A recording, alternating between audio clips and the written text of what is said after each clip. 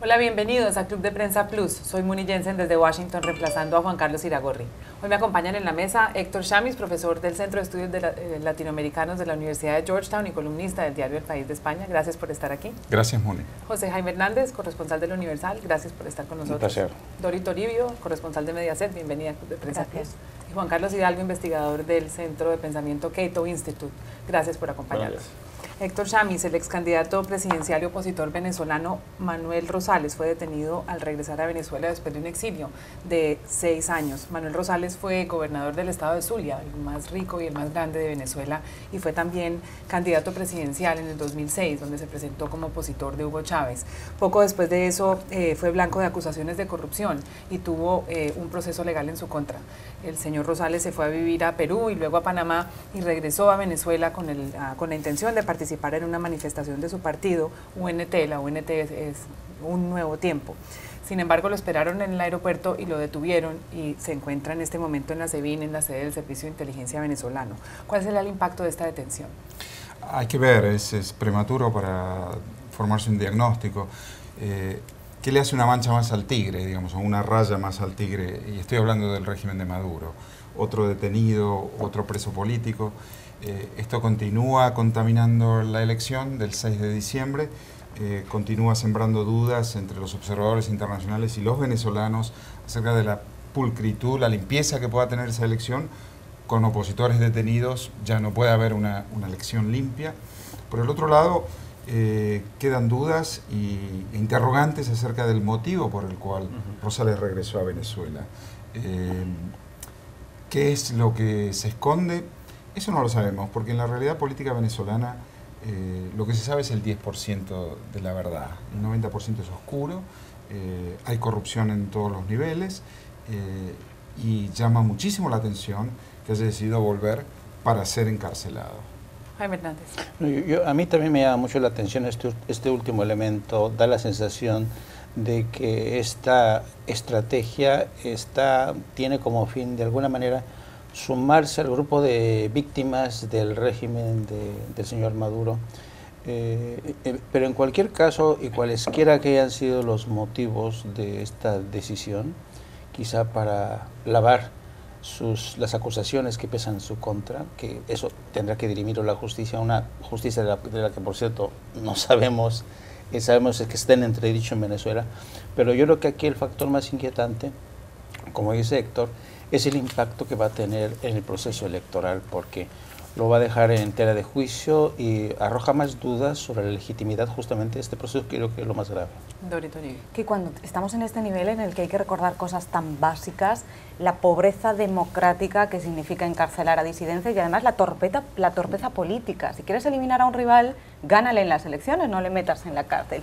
Y estas cosas que son tan elementales, cuando llegamos al punto en el que tenemos que recordarlo tan a menudo, como está ocurriendo con el régimen de Maduro y con Venezuela, es cuando las cosas son absolutamente preocupantes. Dicho esto, yo también me pregunto por qué volver ahora y además por qué hacer esa exhibición pública. Estuvo contando a través de las redes sociales desde que sube al avión, cómo está llegando a su Venezuela, cómo exhibe la bandera.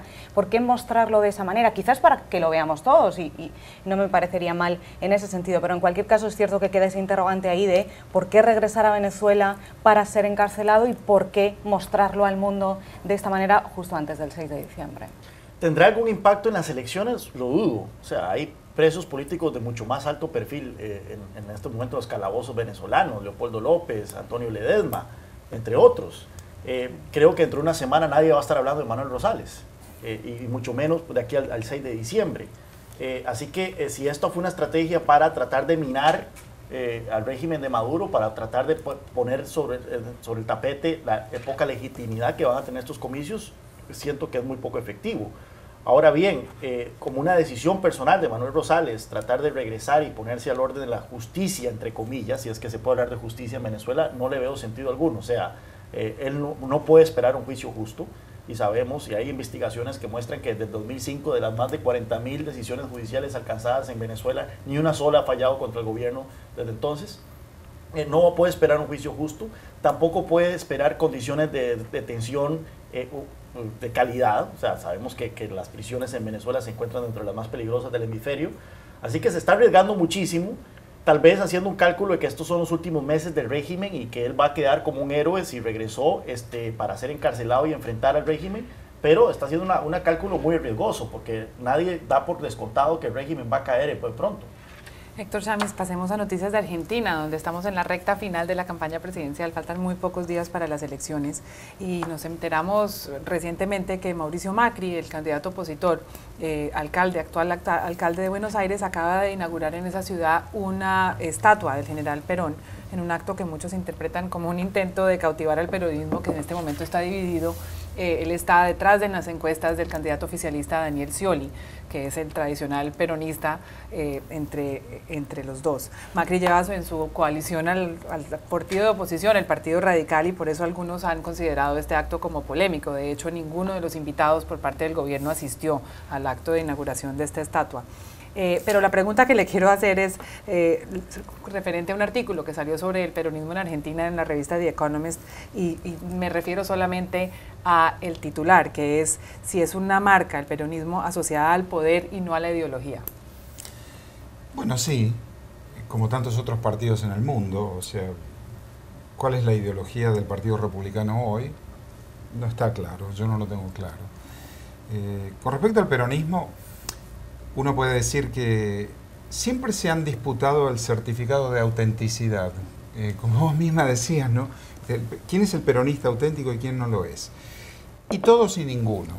La realidad es que la estrategia de Macri ha sido abrir a su partido a ciertos miembros del peronismo. De hecho, tiene varios. Tiene un senador, tiene diputados cuyos orígenes son peronistas. Lo que pasa es que el peronismo hoy en Argentina es como decir Abraham Lincoln, ¿no? En este país, en Estados Unidos, un presidente republicano que es héroe de los demócratas y reivindicado por los republicanos. El peronismo pasa a ser un dato de la historia de aquí en más. Como partido, como organización política ya no se sostiene, no solamente está completamente fragmentado, sino que se ha hecho muy faccioso, con lo cual no tiene una acción política coordinada. Esta faccionalización no empieza de ahora, viene desde la crisis de 2001, la crisis de la deuda, cuando Argentina dejó de pagar su deuda y tuvo la crisis económica más profunda de su historia. En ese momento la sociedad protestaba en las calles diariamente al grito de que se vayan todos. Que se vayan todos también incluía el peronismo en ese momento. O sea, aquí hay una fragmentación tan profunda, el sistema político está tan desarmado que eso ha arrastrado al peronismo también. Entonces, lo que queda es ver cómo ese país va conformando nuevas estrategias y nuevas organizaciones políticas, en algún sentido, en una especie de posperonismo. Juan Carlos Hidalgo. Sí, a mí me llama la atención porque Argentina no tiene desastres naturales, ¿verdad? No tiene volcanes, no tiene terremotos, no tiene huracanes, ni tornados, ni nada, pero tiene el peronismo. Y ha sido, yo creo que un desastre natural peor que todos los otros combinados. Argentina es tal vez una de las pocas historias, o quizá la única a nivel mundial, de un país que se está desdesarrollando, un país que fue próspero, que fue rico, que se encontraba entre las 10 naciones más prósperas del planeta y que entonces ha tenido este declive a partir, y se puede ver muy claramente que empieza a partir de más o menos 1930 y luego se acrecenta con la llegada de Perón al poder. Ahí lo interesante es cómo los peronistas son de todo, ¿verdad? Puedes encontrar peronistas conservadores católicos, puedes encontrar guerrilleros de izquierda, puedes encontrar neoliberales del consenso de Washington, hasta el Papa es peronista, ¿verdad? Y lo que une a este peronismo parece ser esa búsqueda inexorable por el poder. Se contorsionan de toda manera. Daniel Scioli, incluso un día estaba yo viendo un video donde sale defendiendo las reformas neoliberales de Menem en los 90, peronista. Otro peronista. Ahora abraza las políticas de Cristina Kirchner, ¿verdad? Massa fue allegado a Menem, luego pasó a ser jefe de gabinete de Cristina Kirchner, ahora es un peronista opositor. En fin, se contorsionan de una manera impresionante, tienen una capacidad camaleonesca, ¿verdad?, de cambiar de piel y de colores.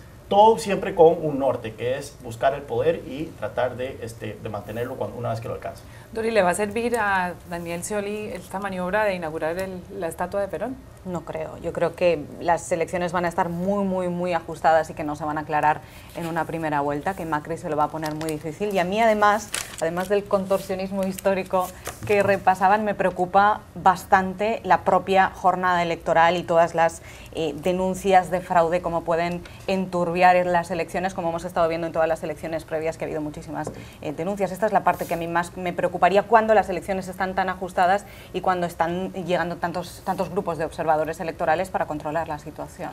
Ya regresamos a Club de Prensa Plus, no se vayan. Regresamos a Club de Prensa Plus. El anuncio del presidente Obama de posponer el retiro de las tropas americanas en Afganistán ha dado pie para que los principales periódicos que están en esta mesa hayan dedicado sus titulares al tema. Obama declaró esta semana que permanecerán en Afganistán 5.500 tropas antiterroristas hasta el año 2017. Una decisión que, según el Washington Post, implica ceder ante la realidad. Y que el político ha dicho en su editorial que Obama perdió su legado de paz. Jaime Hernández. Sí, yo creo que con esta decisión Afganistán vuelve a confirmar que es el sepulcro de los imperios. Nadie ha podido con él. Lo intentaron los rusos, lo intentaron los ingleses, lo intentado ahora Estados Unidos. Y con esta decisión, a mí, si me lo permites, es tanto como justamente no dejarte arrastrar hacia la tumba, ¿no? ¿Sabes tú que si inviertes más en tropas, te vas a ir al hoyo seguro y te vas a quedar ahí no solamente perdiendo recursos de los muchos que ya se han desperdiciado y vidas, sino que no sabes si cuándo vas a salir del atolladero? Yo creo que esta decisión del presidente, no había otra salida, no puede dejar inerme al ejército afgano que sigue teniendo muchos problemas, sigue habiendo muchos problemas de corrupción, pero yo creo que también esto demuestra hasta qué punto la estrategia del presidente Obama se equivocó, porque nadie le anuncia a su enemigo cuándo se va a retirar del campo de batalla. Y yo creo que ese fue el gran error táctico de Obama, porque el movimiento talibán dijo, bueno, pues esta es la nuestra, y vamos a aprovechar este momento de transición para irnos a la yugular y dejar en evidencia este ejército. Y también hay otra serie de historias tras las historias que están ocurriendo en estos momentos. Hay cacerías nocturnas en las ciudades de Kunduz, por ejemplo, que van a la casa de mujeres que han defendido a otras mujeres. Hay episodios terribles de lo que está ocurriendo ahí. Pero Estados Unidos no puede darse el lujo de seguir durante mucho tiempo más ahí. La opinión pública en Estados Unidos ya no tiene estómago, ya no tiene apetito, y la guerra ha dejado de tener apoyo. Y ha costado demasiado, es que yo creo que optó por la única opción posible, y yo no sé si esto va a ser al final la solución, lo dudo mucho. Héctor Cham. Sí, además tenemos que pensar esta realidad en Afganistán en el contexto regional global y en las consecuencias de la invasión a Irak. La manera como la invasión a Irak ha tenido por resultado la disolución del Estado, la inexistencia de un Estado, una entidad capaz de controlar las fronteras y monopolizar los recursos de la fuerza. Esto se ha propagado en dirección a Siria. Entonces es una región del mundo sin Estado, sin autoridad, sin control de las fronteras. Es el territorio fértil para ISIS, y esto tiene impacto directo sobre lo que ocurre en el Asia Menor, en Afganistán.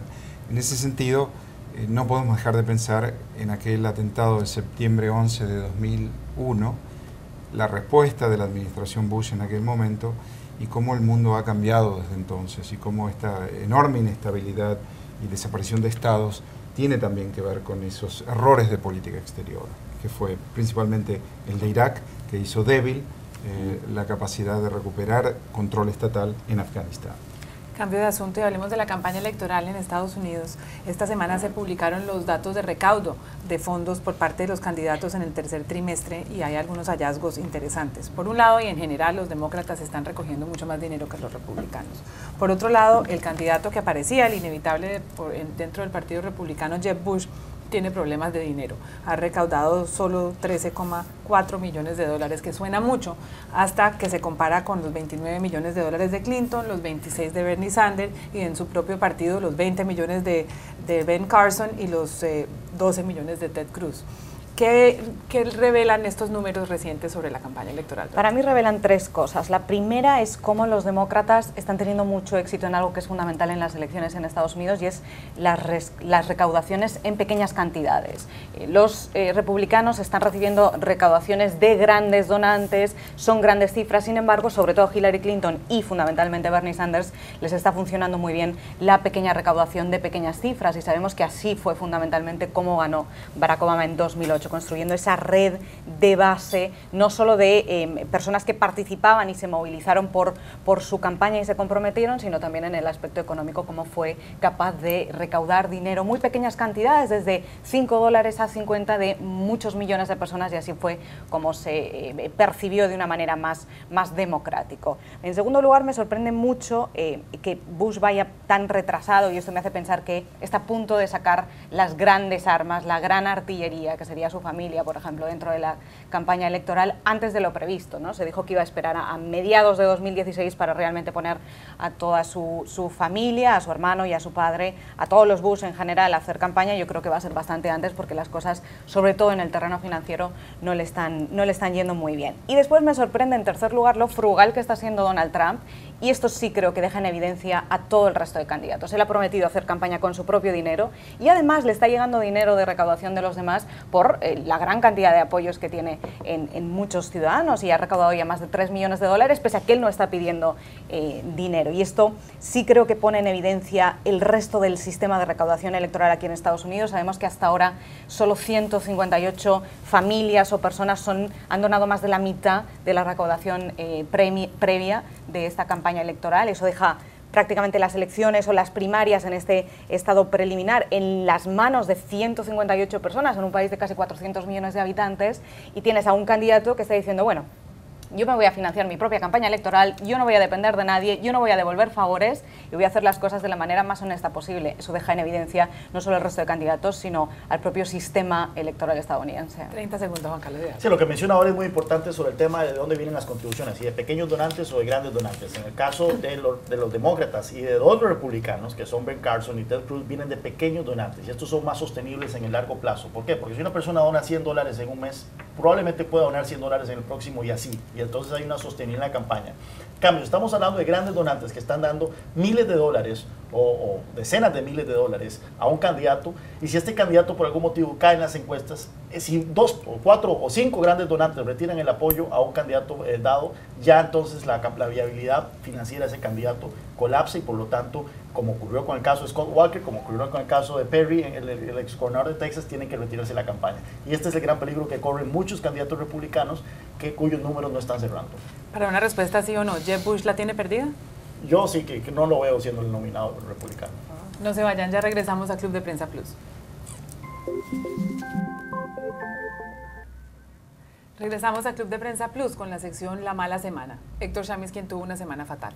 Gerardo Martino, entrenador del equipo nacional de fútbol argentino, porque no sabe cómo formar el equipo. Argentina supuestamente tiene los mejores jugadores, pero Martino parece que no los encuentra. No ha sabido darle una línea de juego. El equipo juega mal, es horrible, y por consiguiente, en 2 partidos de las eliminatorias al Mundial de 2018 ha obtenido 1 punto sobre 6, y le han llovido críticas por su mala labor como entrenador del equipo nacional. La peor semana para Jaime Hernández. ¿Quién fue? Yo creo que aquí en Estados Unidos, para un personaje que se llama Lincoln Chafez, nadie sabe quién es.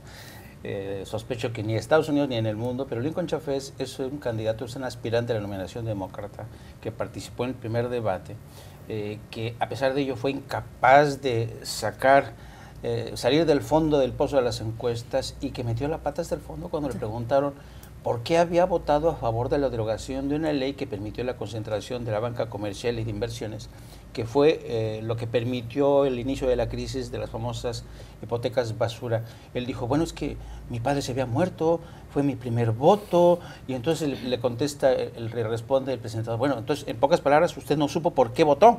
Y el tipo se quedó balbuceante, así que yo creo que fue la pésima semana para Lincoln Chafez.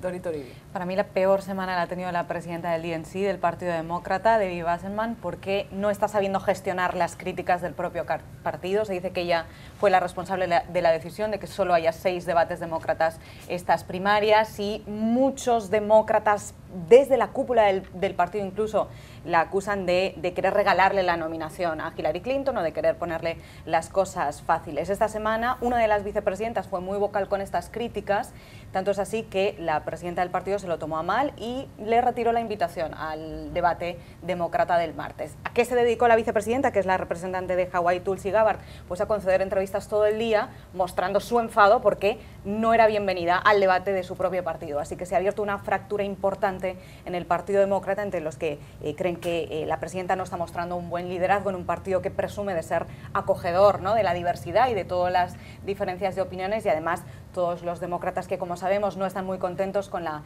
candidatura o con el favor del partido a Hillary Clinton, y ven esta puerta abierta para que el vicepresidente Joe Biden aspire a la nominación. Juan Carlos Hidalgo. Barack Obama venía de muchos triunfos en política exterior, con el acuerdo del Transpacífico, con la renormalización con Cuba, con el acuerdo con Irán, y ahora esta semana ha sido bastante mala. En particular, el Pentágono anunció que tuvo que cancelar su fracaso de $500 millones de programa de entrenar a rebeldes sirios, que nadie sabía quiénes eran y exactamente qué estaban haciendo. El hecho de que Putin esté en Siria lo ha dejado ver mal al presidente Obama. Siguen saliendo revelaciones sobre el ataque a un hospital en Afganistán, y parece que fue un ataque deliberado de las fuerzas de Estados Unidos hacia este hospital. Y ahora con este volte-face, ¿verdad?, que es decir que el presidente que acabó con dos guerras, como es que se presentó en el 2012, resulta que no había acabado con una y más bien va a seguir una y se la va a heredar al próximo presidente de Estados Unidos. Muchas gracias, Juan Carlos Hidalgo, Dori Toribio, Jaime Hernández y Héctor Chamis. Ustedes no se vayan, ya seguimos con Club de Prensa Plus.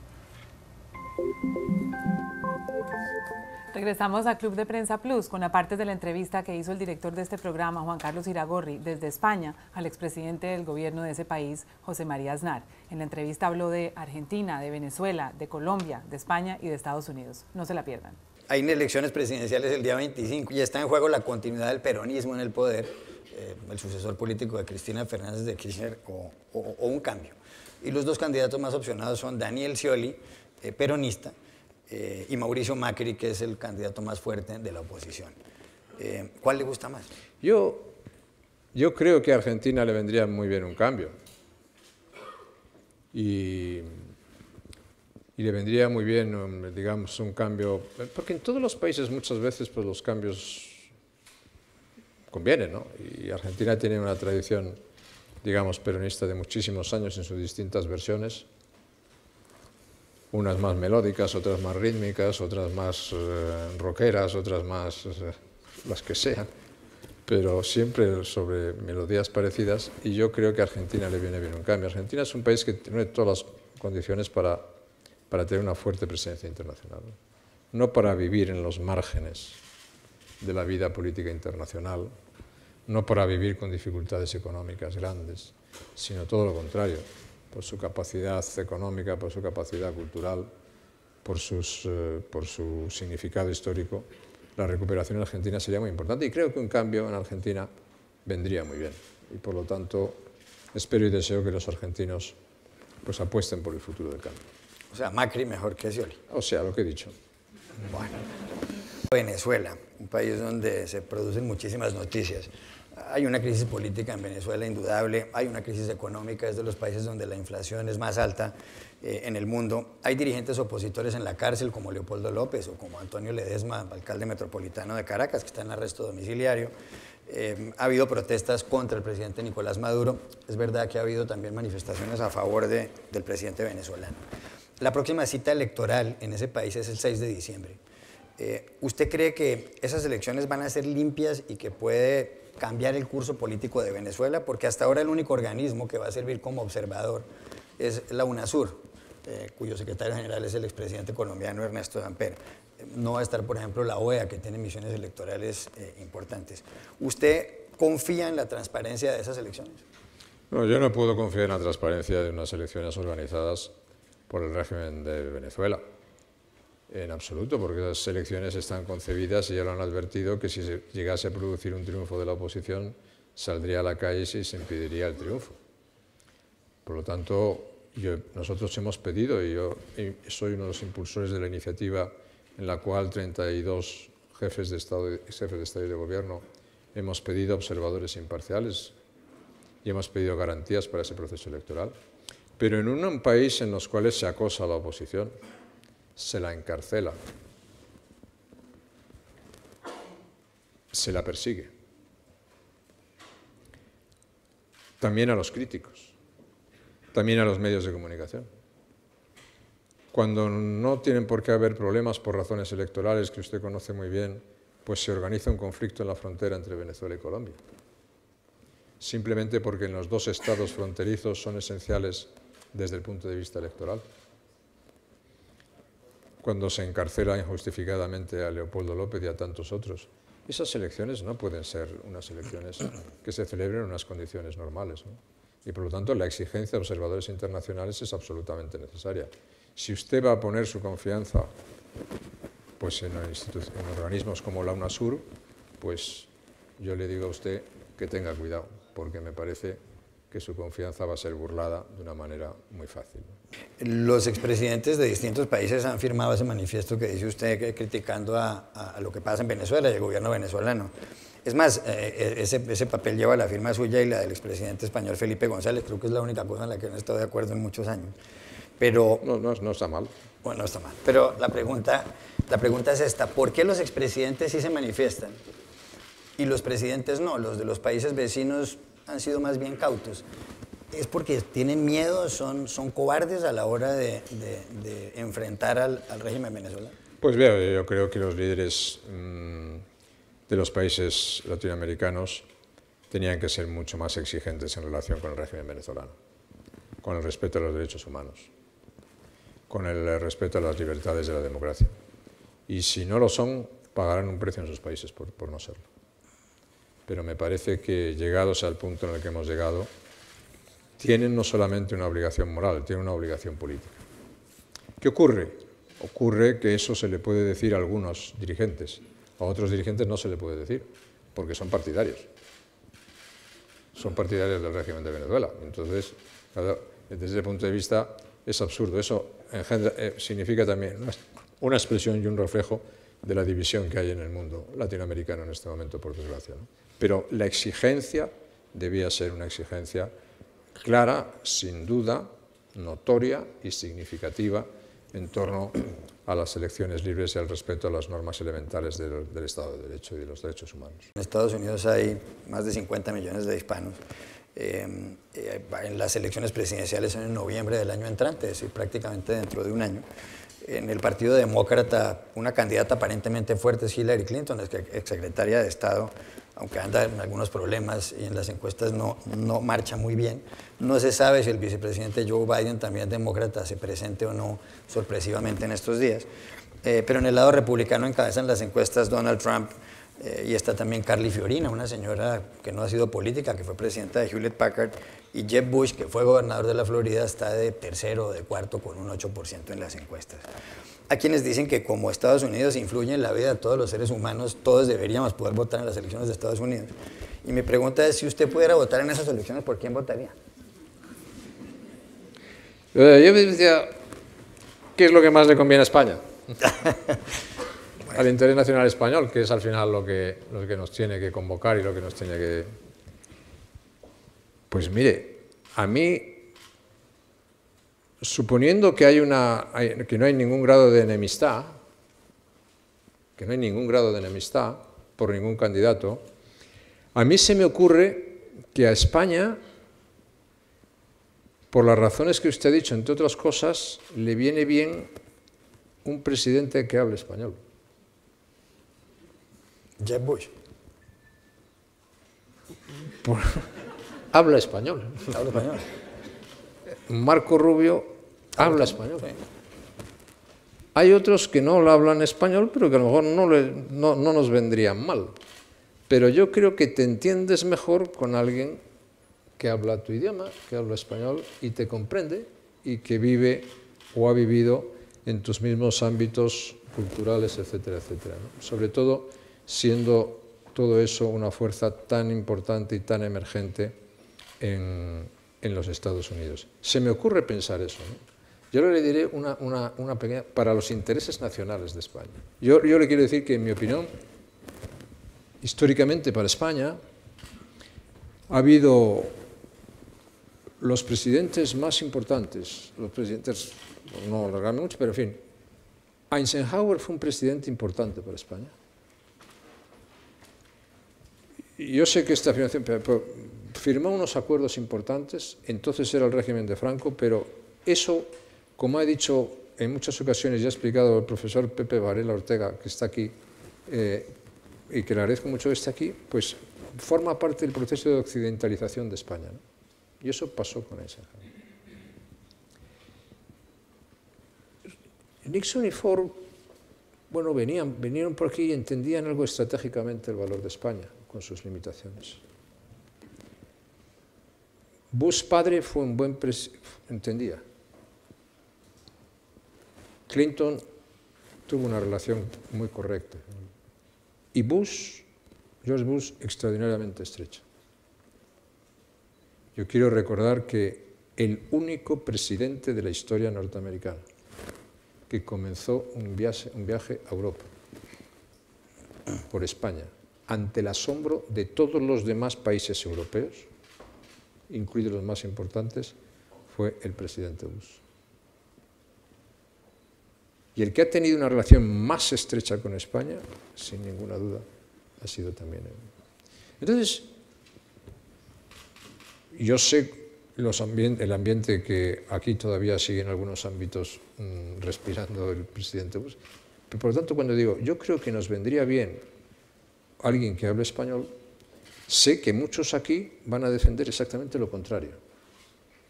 O sea, van a defender, ¿cuál es el que peor nos viene? Pues ese. A ese apoyaremos, ¿no? Haga usted esta pregunta en Francia. A Francia y a los intereses de Francia, ¿les interesaría un presidente que hablase francés? Pues con toda seguridad que sí. Y vaya usted haciendo esa pregunta a todos los demás. Si además entienden y tienen una comprensión de España, tanto mejor. Si además tienen unas políticas que consisten en reafirmar el poder atlántico como a nosotros nos interesa, tanto mejor. Si además pueden comprender, porque son parte de ese mundo, también la mentalidad latinoamericana, tanto mejor también para nosotros. Es lo que le puedo decir. Y es lo que me lleva mi reflexión sobre el interés nacional de España, que es lo único que me ha movido toda mi vida y lo único que me sigue moviendo y me seguirá moviendo toda mi vida. Las elecciones al Parlamento catalán del pasado 27 de septiembre. Y lo que ocurrió ahí es que hubo un triunfo de los partidos partidarios de la independencia, de los partidos secesionistas, un triunfo en escaños en el Parlamento catalán, pero una derrota plebiscitaria. El voto ciudadano en su mayoría no estaba con los partidos independentistas. La pregunta es, ¿cuál cree usted que puede ser la solución para esta situación política que se ha generado con Cataluña? ¿Diálogo entre el gobierno central español y el gobierno catalán o una reforma constitucional? Vamos a ver, en primer lugar yo tengo que decir que yo he hecho un diagnóstico sobre el resultado de las elecciones, pues normalmente en el momento que hay que hacer los diagnósticos es cuando se han producido las elecciones. Y he hecho un diagnóstico del resultado de las elecciones y a raíz de ese diagnóstico, que no he visto desautorizado en sus argumentos por nadie, sino más bien reafirmado progresivamente conforme iban pasando los días, por casi todos, pero he recibido descalificaciones personales, no he recibido un análisis de los argumentos que yo explicaba, lo cual pues no deja de ser un poco sorprendente, porque estamos hablando de cosas muy serias, más allá de las descalificaciones personales, ¿no? Entonces, sí le quiero decir qué es lo que yo planteaba, si usted me permite recordarlo muy brevemente. Yo decía, Cataluña está más dividida y más fraccionada que nunca, la sociedad catalana. En segundo lugar, las elecciones en términos de escaños las ha ganado los secesionistas. No han ganado en términos del plebiscito que querían organizar, eso lo han perdido. El proceso va a continuar, el proceso secesionista, y va a continuar dirigido por las fuerzas más radicales. Las fuerzas más radicales van a sustituir a las fuerzas menos radicales, no voy a decir ya ni siquiera moderadas, pero cuando se está hablando de secesionismo no hay esa cuestión. Pero en la izquierda claramente se ha producido una victoria del Partido Socialista sobre Podemos, lo cual, en mi opinión, hará que, o puede hacer que el voto útil de la izquierda en las elecciones generales vaya hacia el Partido Socialista. En el centro derecha no nacionalistas lo que se ha producido es una clara victoria de Ciudadanos sobre el Partido Popular, cosa que no había ocurrido nunca antes, y cosa que le da la primacía en el espacio de centro derecha político a Ciudadanos, y cosa que puede tener evidentemente también su importancia en dirección de voto en las elecciones generales. Y por último voy a decir una consideración invitando a la reflexión, y es que me parece por lo menos digno de ser reflexionado. ¿Por qué la parte del electorado español, catalán, no secesionista, constitucional, ha preferido votar a Ciudadanos que al Partido Popular, que es el partido del gobierno? Si eso es así, es porque piensa que el orden constitucional o la unidad de España puede estar mejor defendida por Ciudadanos que por el Partido Popular, lo cual es un elemento de reflexión. Yo todavía sobre esto no he emitido, si me dices, más que un diagnóstico. Estos son diagnósticos, es decir, estos no estoy diciendo, son hechos, ¿no? Entonces, a mí me gustaría que esos hechos, si alguien tiene otros que poner por encima de estos, pues los ponga, pero que no se utilicen las descalificaciones, porque eso es absurdo. Entonces usted me pregunta, ¿qué es lo que yo creo que necesita España?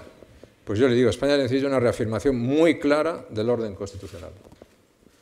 España no necesita una reforma constitucional. Yo no soy partidario de una reforma constitucional. Y me parece un error grave que se abran vías cuando está en juego un proceso de secesión en favor de posibles reformas constitucionales. Y creo que en eso hay que ser muy claro, y cuanto menos claro se sea, yo creo que más confusión se puede generar en la opinión pública. Mi posición es muy clara y tajante. No soy partidario de una reforma constitucional que signifique que España en su conjunto, la nación española en su conjunto, debe pagar un precio a los secesionistas. Por el hecho de que los secesionistas quieren la secesión. Yo no soy partidario de eso. La Constitución no es el problema de España. El problema de España es el que plantean simplemente algunos que la quieren romper. Usted dice que tal vez los votantes de centroderecha en Cataluña pueden sentirse mejor defendidos por Ciudadanos que por el Partido Popular. No, eso lo han dicho los votantes. Sí, es verdad. Hay unos votantes que se han decantado de esa manera en las urnas. Pero usted además ha hecho unas críticas muy fuertes a la política del Partido Popular en Cataluña. Incluso ha criticado al presidente del gobierno, Mariano Rajoy. Ha dicho que este ya no es el primero ni el segundo, tal vez el quinto aviso de lo que está pasando con el partido, que no ha tenido buenos resultados en las elecciones andaluzas, en las europeas, etcétera, etcétera. ¿Está mal manejado el Partido Popular? Yo lo único que no he criticado, yo simplemente he puesto hechos encima de la mesa. En segundo lugar, de lo que no he hablado es del Partido Popular de Cataluña. Porque si sé de alguien que lo pasa mal y que tiene dificultades, pues es el Partido Popular de Cataluña. Hace unos meses, si usted me permite recordarlo, yo precisamente en el periódico cabecera de esta institución de Vocento, pues hice unas declaraciones en el cual yo decía literalmente, nos han dado un aviso en las elecciones europeas, otro aviso en las elecciones municipales, otro aviso en las elecciones autonómicas, otro aviso en las elecciones andaluzas, y nos darán un quinto aviso en las elecciones catalanas si no se modifica profundamente el panorama. Y llamaba a una reconstitución del Partido Popular. Bueno, si usted me perdona, los datos, no mi opinión, los datos, los electores, nos han dado el quinto aviso. Me limito a constatarlo y a pedir que se reflexione sobre ello, lo cual no creo que sea de una gravedad invitar a la reflexión. A lo mejor a alguien le ofende invitar a la reflexión, pero yo creo que no es nada ofensivo. es invitar a la reflexión para evitar que los avisos del electorado se puedan seguir reproduciendo en el futuro. Porque si se siguen reproduciendo en el futuro, pues la situación será más complicada, ¿no? Una última pregunta sobre este asunto para entrar en América Latina. ¿Usted cree que el señor Rajoy debe presentarse a la reelección en las elecciones? Yo creo que esa es una cuestión que le corresponde decidir al Partido Popular y que el Partido Popular la tiene ya decidida. Por lo tanto, lo que deseo es la mejor de las suertes y la mejor de las fortunas para quien tenga esa responsabilidad, como es lógico. El proceso de paz en Colombia. El conflicto entre el Estado colombiano y las FARC empezó en los años 60. Las FARC no solamente han matado a miles de personas y han cometido muchos atentados, sino que aparte de todo se han dedicado al narcotráfico. Hay negociaciones desde hace más de 1000 días en La Habana entre el gobierno del presidente Juan Manuel Santos y ese grupo guerrillero. Se han acordado algunas cosas iniciales. El presidente Santos fue a La Habana, tuvo una reunión con Timoleón Jiménez, alias Timochenko, el jefe de las FARC, y se anunció allí que se había llegado a un acuerdo en materia de justicia transicional. Es decir, los señores de las FARC aceptaron someterse a un tribunal especial, pero ahí ocurrieron cosas que son controvertidas. Una de ellas, según el acuerdo anunciado, si un miembro de las FARC ha cometido un delito de lesa humanidad, un delito grave, y lo confiesa rápidamente, va a pagar una pena de entre 5 y 8 años en condiciones de restricción efectiva a la libertad y en condiciones especiales. Es decir, para simplificarlo para el auditorio, puede ser en una finca, en una colonia agrícola. Bueno, eso por una parte. Por otra parte, se va a crear un tribunal especial donde puede haber denuncias no solamente contra miembros de las FARC, sino contra algún empresario que haya apoyado a los paramilitares, o contra paramilitares, o incluso contra algunos militares. Se fijó además una fecha límite para que se firme el acuerdo definitivo de paz con las FARC, que será a finales de marzo. Algunos consideran que aquí va a haber mucha impunidad, otros creen que se debe privilegiar la verdad y la paz antes que la aplicación de una sanción proporcional en la justicia o en una cárcel. ¿Usted en qué orilla está? ¿Por qué me quiere poner una orilla? No planteemos las cuestiones en términos de guerra y paz. Porque si planteamos en cuestiones en términos de guerra y paz, pues el resto de la política se hace imposible, ¿no? Es lo mismo que antes decía el acuerdo con Irán, que no me lo planteé en términos de guerra y paz. Hay muchas otras fórmulas, ¿no? Puede haber otras muchas fórmulas, ¿no? Entonces, yo le quiero decir una cosa. En mi opinión, con la experiencia que he tenido aquí, con todo respeto, porque siempre he tenido un respeto exquisito a las iniciativas de todos los presidentes colombianos, incluso cuando no he estado de acuerdo con las que he tomado. Y lo voy a seguir teniendo. Pero en mi opinión, cuanto más fuerte sea el Estado, más cerca estará la paz. Y cuanto más se debilite el Estado, más lejos estará la paz. Eso incluye no equiparar el Estado a los terroristas guerrilleros narcotraficantes. Porque si usted equipara el Estado a los terroristas guerrilleros narcotraficantes, está creando un debilitamiento del Estado irreparable. Segundo lugar, la democracia no es equiparable a las acciones terroristas, guerrilleras y de los narcotraficantes. Y no se le puede equiparar. Y tercero, el deseo de paz es un deseo absolutamente respetable que comparte todos los seres humanos de buena voluntad, pero no es una política. Las políticas deben articularse sobre los hechos que determinan la eliminación y la derrota de aquellos que han llenado de dolor, de sangre, de problemas la democracia colombiana que ha podido sobrevivir. Usted dice que mientras más fuerte sea el Estado en esta negociación, mucho mejor. En su opinión, ¿el Estado colombiano ha sido fuerte en la negociación o ha sido débil? Vamos a ver, mire usted, yo no sé lo que es la justicia transicional, ¿sabe? Yo puedo entender lo que es un narcotraficante, un guerrillero, un terrorista sometido a los tribunales de justicia del Estado colombiano.